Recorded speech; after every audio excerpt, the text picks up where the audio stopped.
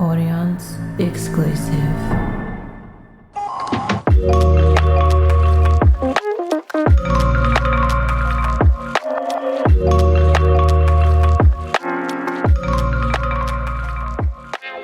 Welcome to A Beautiful Subconscious. I am your host, Shell Marie, and this is where we explore transformational journeys and empower our listeners to create the lives that they deserve by coming home to themselves.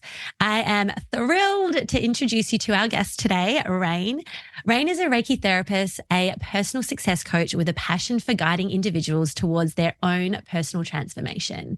With over 4 years of experience, Rayne has empowered hundreds of people to take ownership of their healing and lives using a unique blend of energetics, science, education, knowledge, and actionable tools. She is dedicated to providing individuals with the power to transform and achieve their goals. Rayne's journey is one of resilience and self-discovery.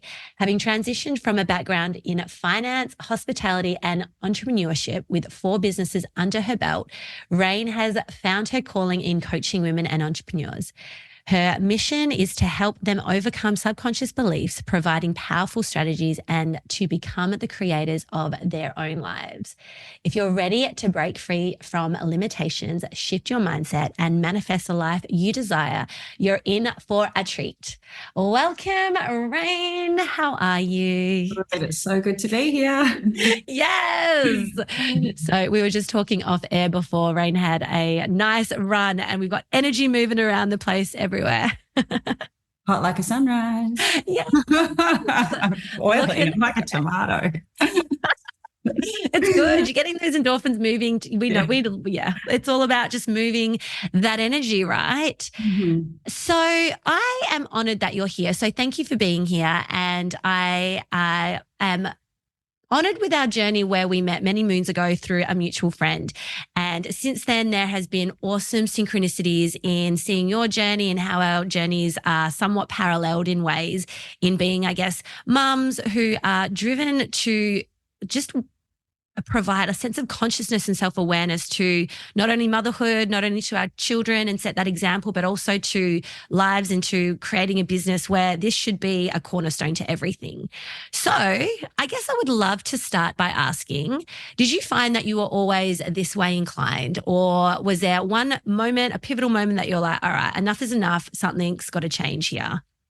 Yeah, interesting, because I really do actually think I've always been this way inclined. Mum gave me, my mum put me on this spiritual path, and I used to see sort of Eckhart Tolle and Tony Robbins and Wayne Dyer and all these, incredible spiritual coaches and thought leaders in this realm, in her world when I was a teenager. And slowly I just started picking them up and reading them. And I kind of shut it all down when I hit my early 20s, just because it wasn't conducive to the life, the fun life that I was trying to live, and the being unconscious in this fun world. But I did have a pivotal moment when I was about 32. I developed a heart condition, or my heart went into atrial fibrillation. And at that time, it was the end of, my marriage had been under stress for a good 3 years. I had 3 small children. I was working, 70 hours a week at a restaurant, my own restaurant. And I think I couldn't ignore my life situation or what I was choosing any longer. So the universe just went, hang, wake up, have a look at what's going on. And I didn't have a choice. So that was my pivotal moment. And I had to make some pretty swift changes for my family, for my health, for everything around me kind of got turned upside down. But it pushed me to a point where I didn't have a choice. Yes, right. Oh, that is fascinating to hear your journey, because, one, having your mum really involved in spirituality and having her naturally just influence you with the likes of Eckhart Tolle and the rest of them. So without even realizing, then there were some fundamental key, I guess, attributes that would later serve you in life that you probably weren't aware of at that time. But then to block it off and to live that life that was probably more, I guess, aligned with more 3D and just seeing things in the material world and having things that are so somewhat on the crust of who we really are, to then have this massive pivotal moment where your health was like, that's it. We've tried to give you the feather. We've tried to give you the, the little whisper. And then what was that next one? It's the brick. And then now it's the truck to get your awareness, because you are moving too far from where you deserve and are destined to be. So it's a gift and a brutal awakening at the same time. But I guess with that, what do you think was the most powerful lesson that you learned through all of that adversity?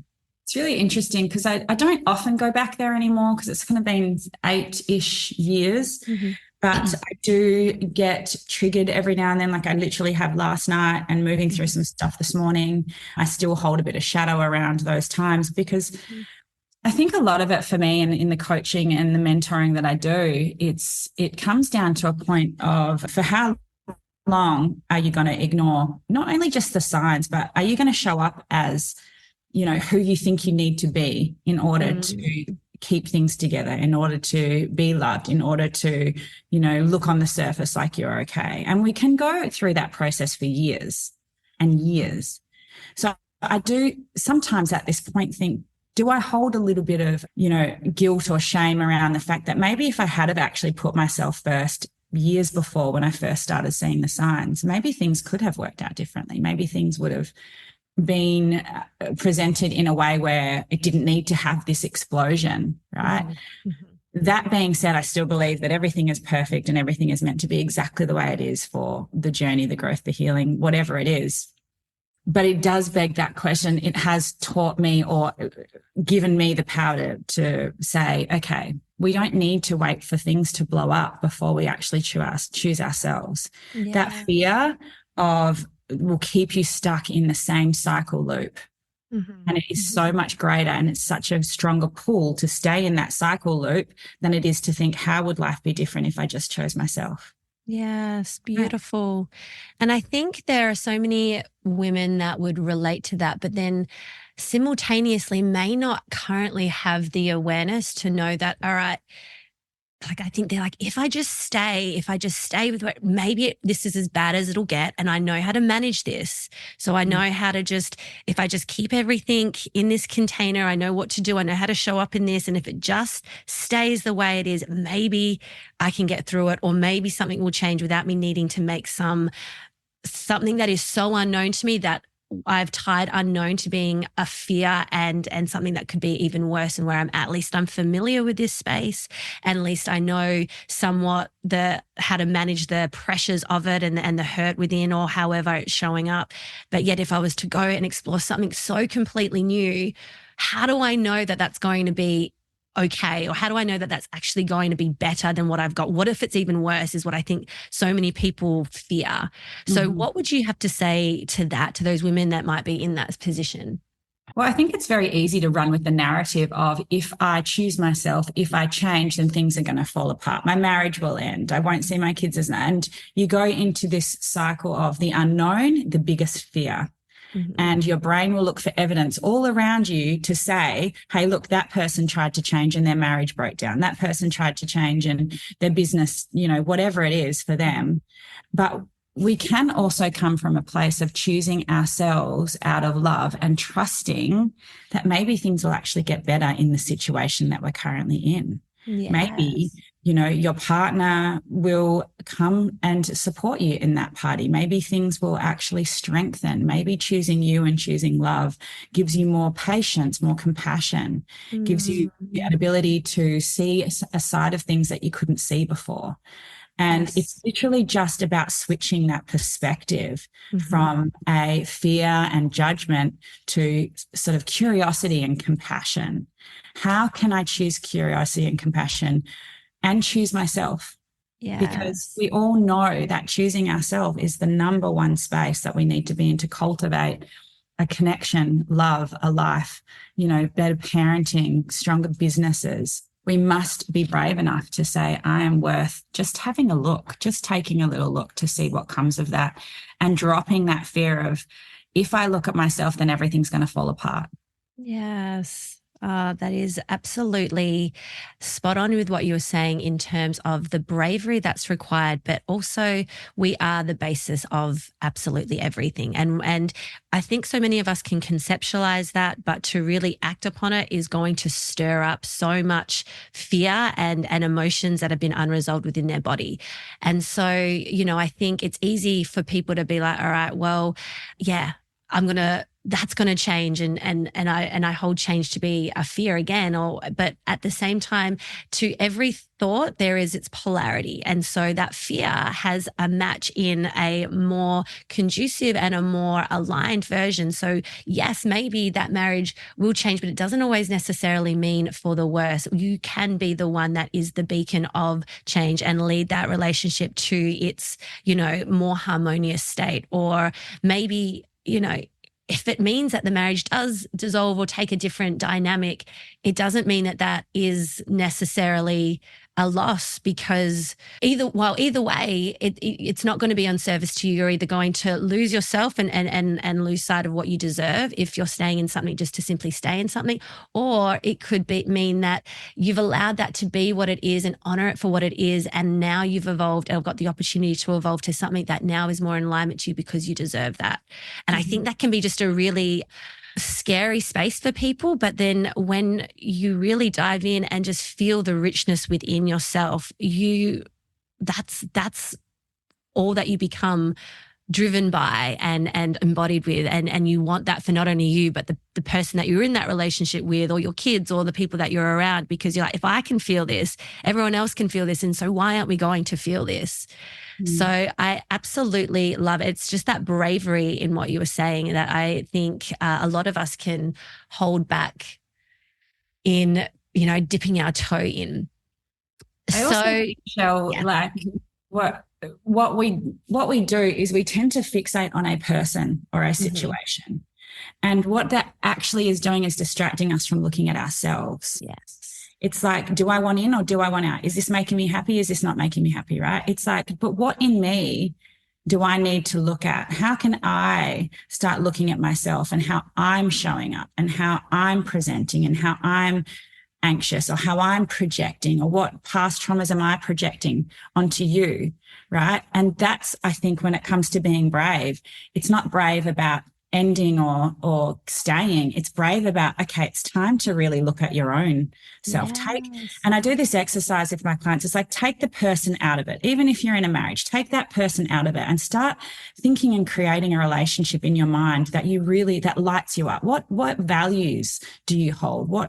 How do you want to feel in that relationship? And just that shift in energy will actually start to create a shift in energy between two people, because it comes into being responsible for self-responsibility, being selfish, so that you can project what you want and where you're going without blame, without judgment, without expectation. And it does get tricky when we are in marriages, but it's a really powerful thing to do, is to take that person out of the equation and start actually cultivating, who do you want to be?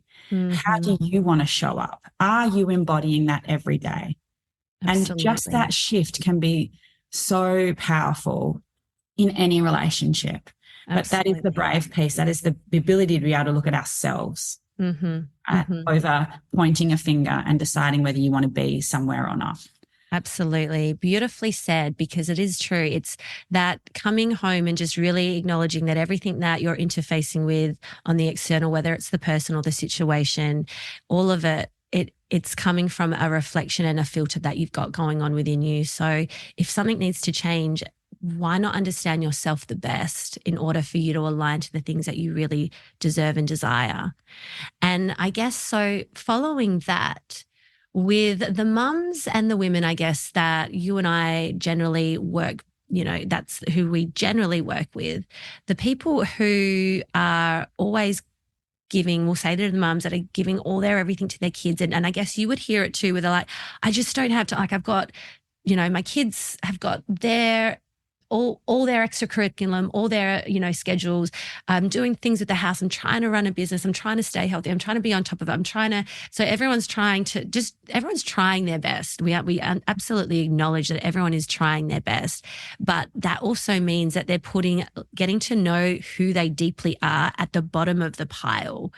And so with that, what do you think, I guess, is your piece of advice in shifting that or switching that, and why? So I really believe, and one of my coaches said to me, the most profound, simplest but profound thing that I've taken with me, the biggest piece of advice, and it's that everything is a choice. Mm-hmm. We have a choice. It's so easy for us to fall victim to the busyness, the expectations, the pressures. Yes, we have to make money, and yes, we want to be good parents, and yes, we have to drive kids around, and yes, we have to feed them and clean up and make sure there's dinner and clothed and school books and uniform. Like, I get all that. Mm-hmm. But everything's a choice. It's like, I get to, mm-hmm. and I get to do this. I'm choosing this. When we fall victim, we fall victim to the fact that we don't have a choice. These things just are the way they are, and this is what I have to do, and I'm exhausted and this, but there is always a choice. Absolutely. Right? If you want to fill your own cup up so that you can be a better parent, partner, lover, business owner, then you get to choose that. You get to choose that, and you get to find ways to make that important into your life.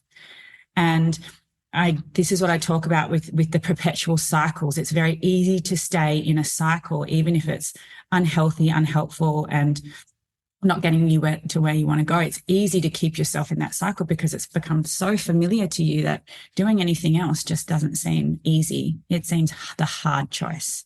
Absolutely. Right? It's recognizing when you're in that cycle, knowing that you deserve more, knowing that you can be a better parent, lover, whatever it is that you are, just by saying, you know what, I need this half an hour.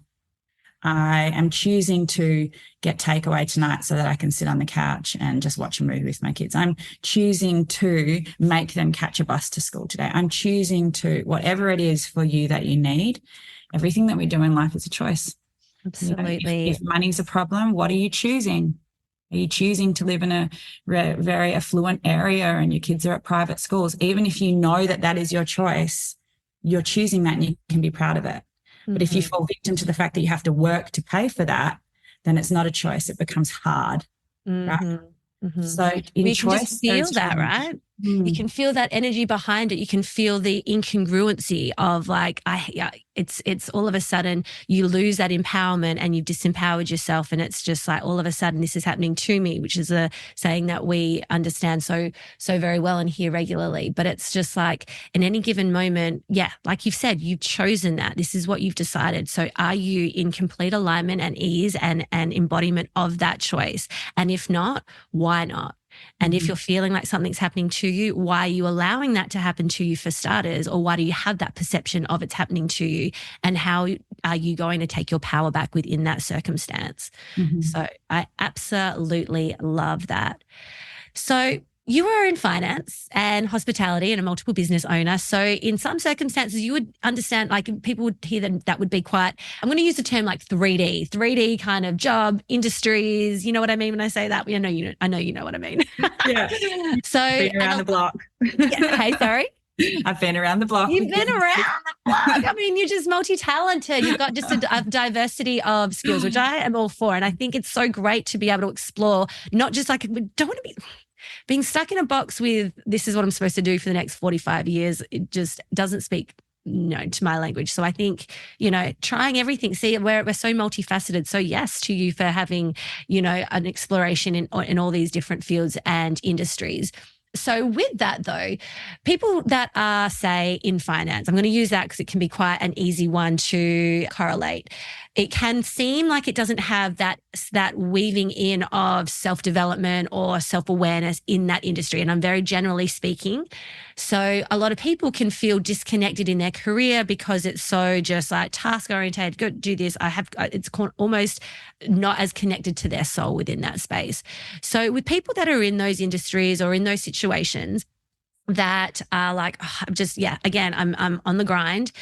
What do you how is there ways that we can weave in like self-awareness, self-development, spirituality to support them and balance out what they have to do or get to do in their works in the career?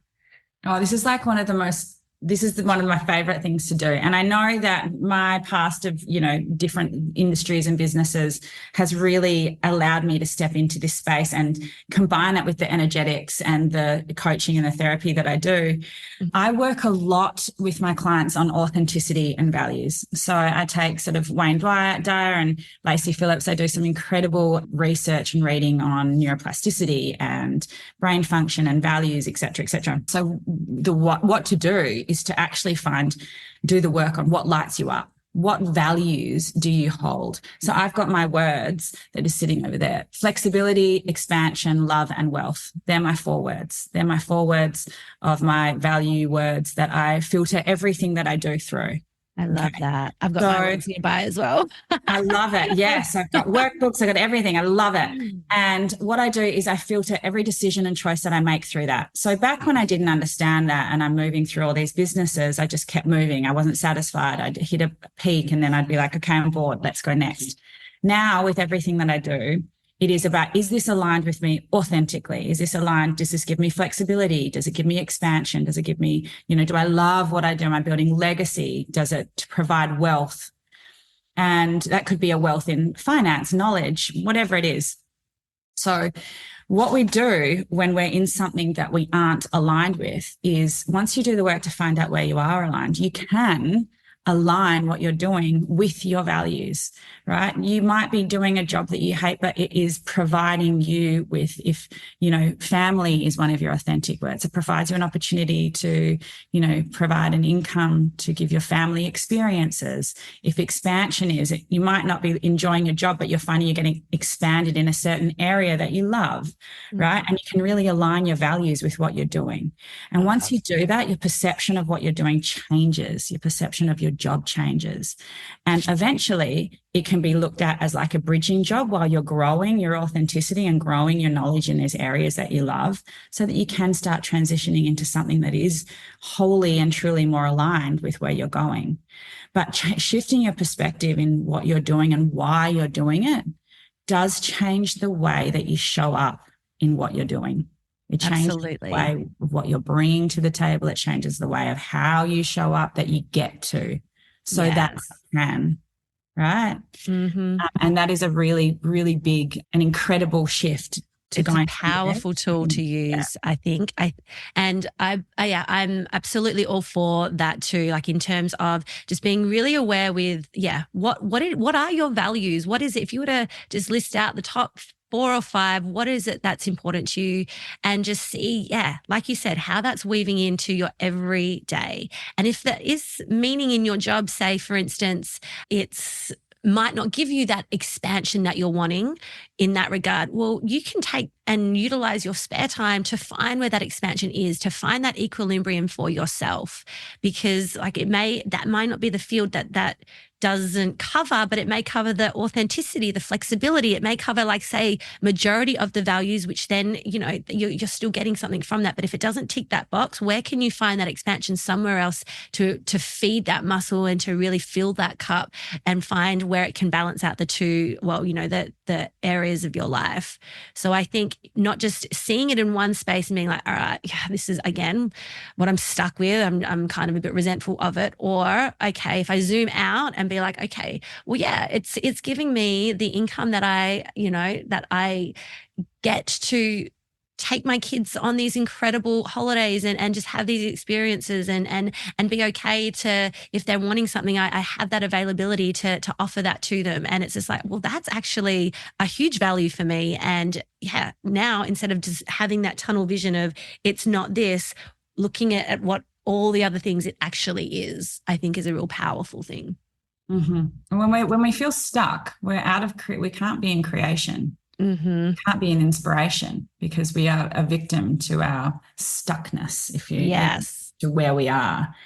And so just to shift that perspective creates this whole other lens of life where you're like, I get to, so that I can, whatever you value. I love.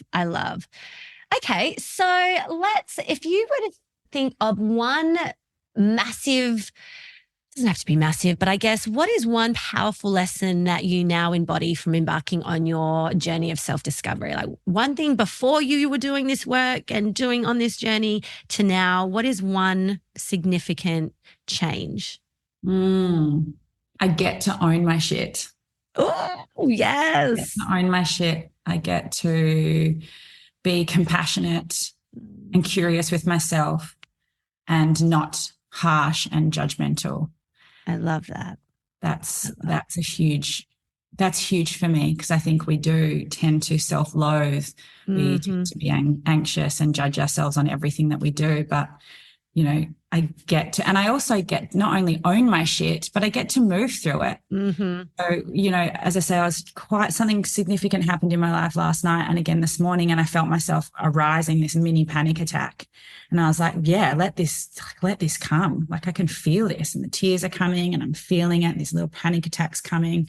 And I kind of moved through it, went for a bit of a run. And then I'm like, switched. I'm like, God, I'm so angry about this. Like, how dare they? Like, I cannot believe this has happened. Like, you know, and I've moved into anger.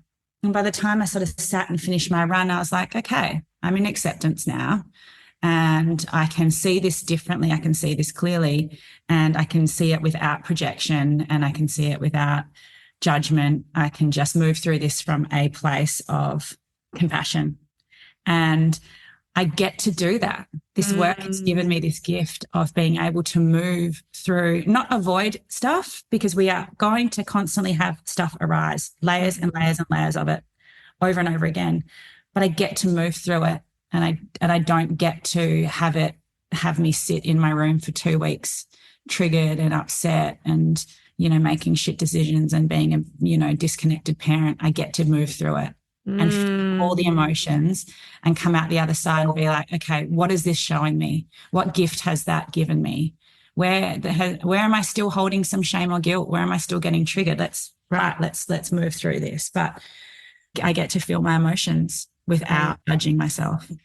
I think that is so powerful in what you've just said, because I think for starters, yes, we are so hard on ourselves, and, you know, women especially, we are so self-condemning, and we do it internally. It may not appear outwardly that we're doing it, but internally we've got this whole dialogue playing out. And then also simultaneously the get to look at our shit, it can feel like, initially at the start, at the way back when, into the journey, it's like, why would I want to do that? But it's because of this right there, what you've just expressed of, it's not going to, like, you get to liberate yourself from it when you just look within it. And also being able to honor that every emotion is so beautifully valid. That anger in its rawest form, however it was supposed to come out, yes, society has made us believe that that's not acceptable to really show your anger, because then you're not a good girl, or, you know, you're really confrontational, and people don't know how to deal with that from their own projections.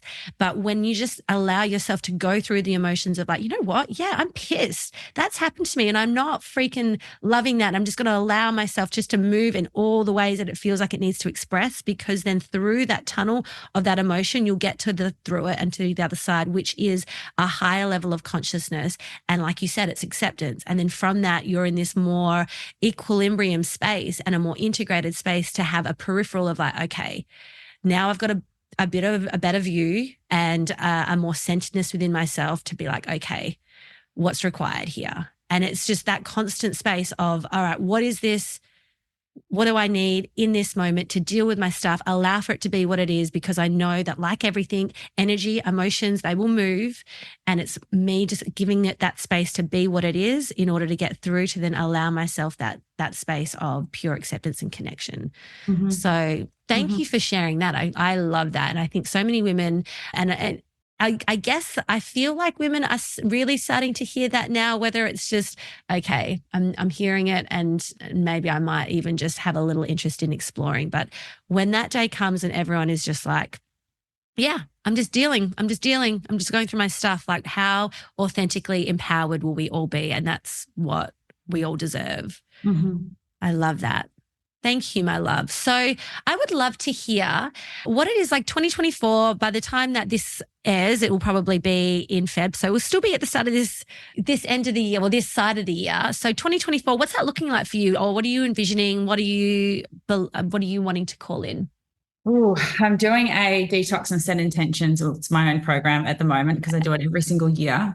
And my intentions for this year in business, I've got business. I'm building a school, like a school of myself, so that I can reach as many people as I possibly can. So I've got really big plans for the Myself brand this year. I have, a couple of kids in high school, and they're starting to really spread their wings and travel and do their own thing. So it's really interesting. My intention there is not only while I'm building my business, but still be as present and available as I possibly can to my children. But I think, sitting down and detoxing the things of 2023 that haven't worked, and not that haven't worked because everything's a gift, but the things of 2023 that I didn't want to bring into 2024, that's been really powerful. And I've just sort of been working on that over this past week to clear that space to manifest what I'm calling. What am I still holding on to? Like last night and this morning, what I find is when you do this work, and you'll know this really well, Shell, when you do start setting intentions, right? And I do have these big intentions for business, and I do have big intentions for love and for travel and for the children coming into 2024. What's been happening in the past week is the universe literally tests you. It's like, are you sure? And you'll be triggered over there. Are you sure? You thought you had all that together. Are you sure? And it's been a really big week of me going slap, like, okay, what are we doing? But what I'm seeing is when we are asking for bigger things, when we're asking to move into this next level, this next phase, the universe is saying, well, you can't take that with you if this is what you actually want.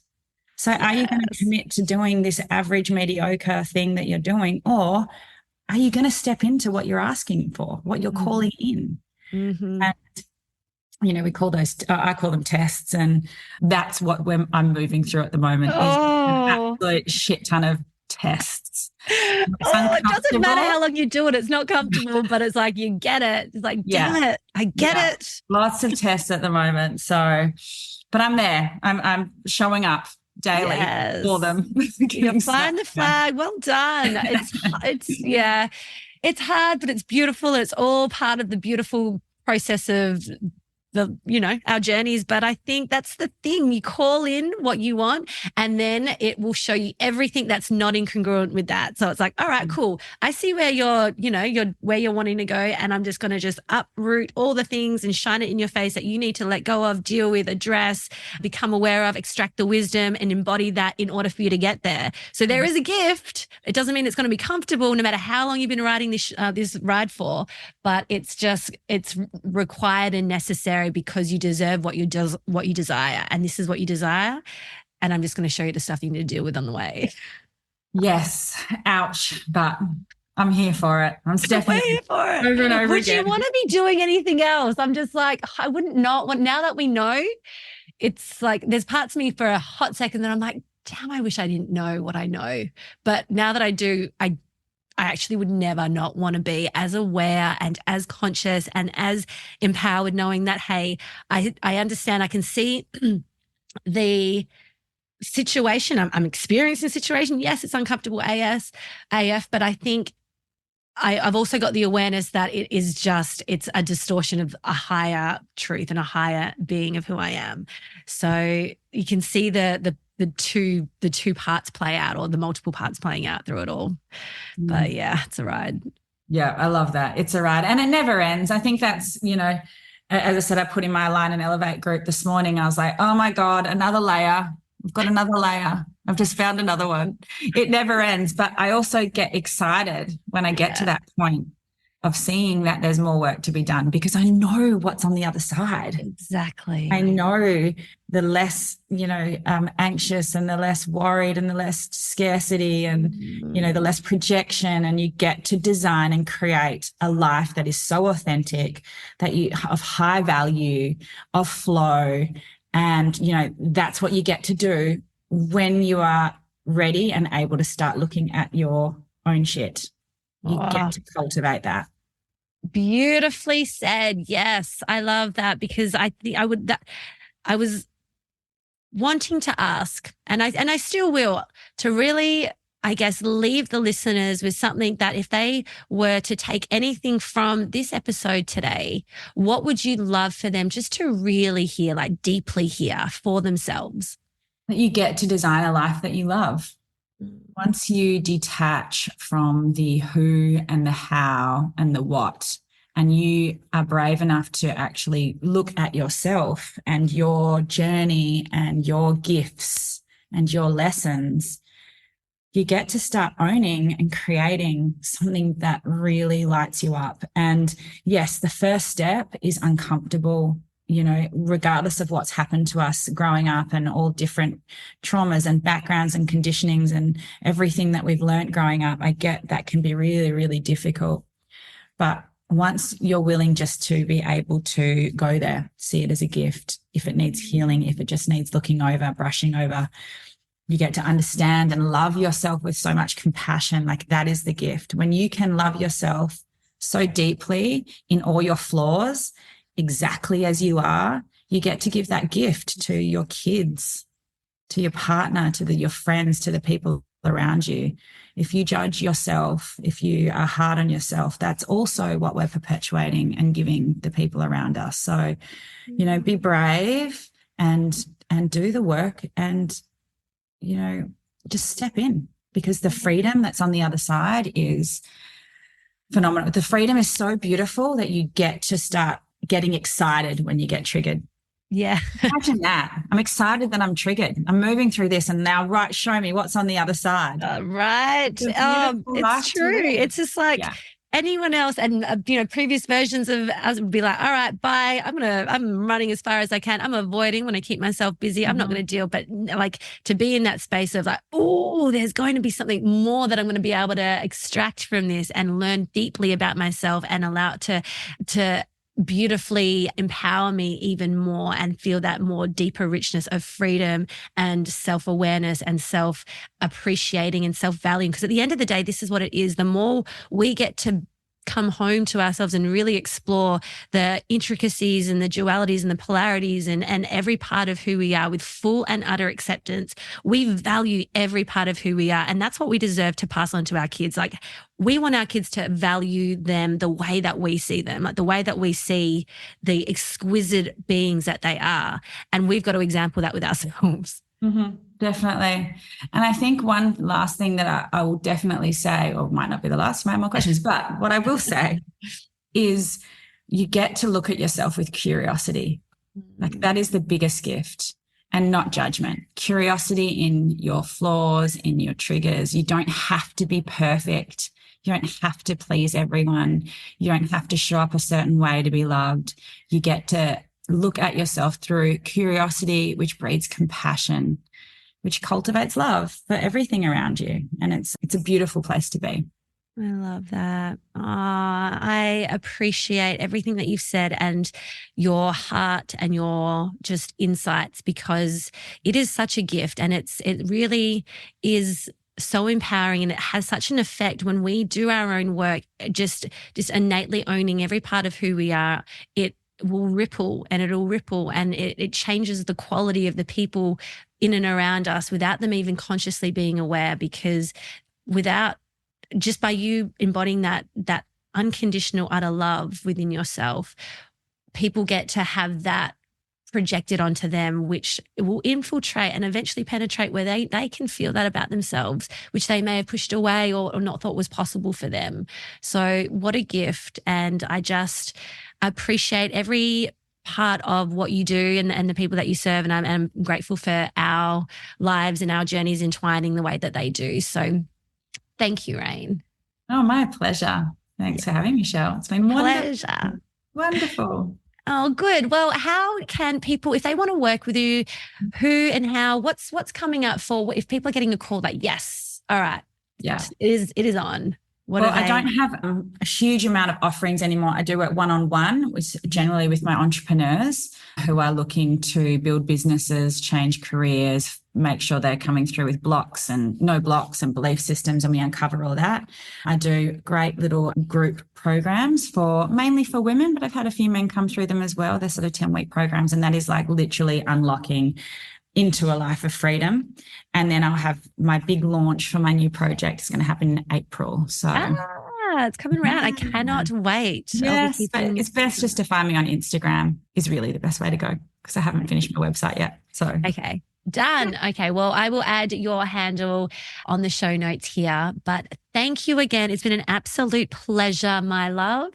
And we'll be keeping posted with your school. Congratulations for everything that you've achieved to date. And I know that it's just going to continue to positively impact so many people. So congrats to you. Thank you for having me. Pleasure. Bye. So thank you for tuning on in for another episode of Beautiful Subconscious. I hope that you've taken so much. We would love to hear your insights and what you've taken from it. So please flick us a DM in what you've learned and how this has impacted you. We would love to hear. So thank you again, and we will chat more next week.